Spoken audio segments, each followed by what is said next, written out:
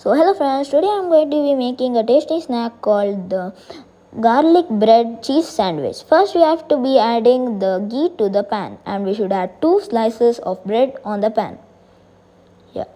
So now I'm going to be adding the butter.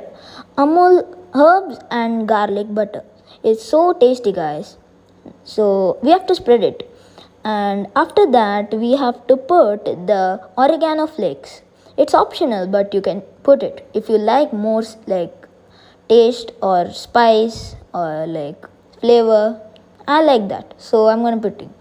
So after that we have to put the cheese. I have to fill it up with cheese because I like cheese most. And then we should put the other slice of bread up of it. Yeah. Then we should put it in our plate. Yeah. So now I'm going to be showing you the cheese pull.